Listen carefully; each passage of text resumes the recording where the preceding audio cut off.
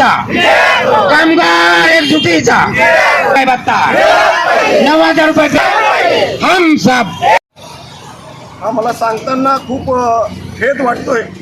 मोदी सरकार जरी म्हणत असेल की हे जनतेचं सरकार, जनतेचे प्रश्न, पण मित्र तुम्हाला मी सांगतो, देशामध्ये 75 लाख EPS पेन्शनर्स ज्यांनी या देशाचं आज दर महिन्याला 1.5-2 लाख कोटी GST येते, असं या देशाचं पायाभूत सुविधा निर्माण करणारे हे पेन्शनर्स यांना आज रिटायरमेंट नंतर फक्त किमान 1,000 रुपये पेन्शन दिलं जातं आहे। या 1,000 रुपयात त्याची व त्याच्या म्हाताऱ्या पत्नीच्या बीपीच्या गोळ्यासुद्धा होत नाहीत। त्यांनी जगायचं कसं?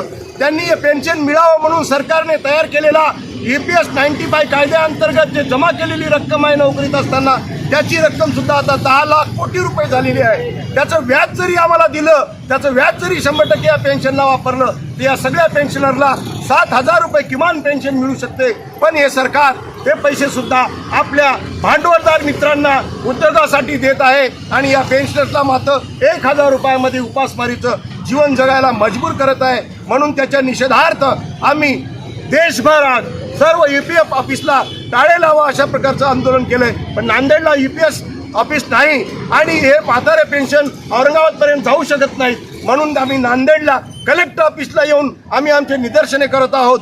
तर आम्हाला या निदर्शनात माननीय पंतप्रधान मोदींना सांगायचं आहे की किमान 9,000 रुपये पेन्शन, त्याला DA द्या। सर्व या पेन्शनर्स पती पत्नींना मोफत आरोग्य सेवा द्या, त्यांना अन्न सुरक्षा कायद्यामध्ये सामील करून त्यांना किमान किमतीचं अन्नधान्य द्या, त्यामुळे ते स्वाभिमानाने जगतील, एवढीच आमची विनंती आहे। धन्यवाद।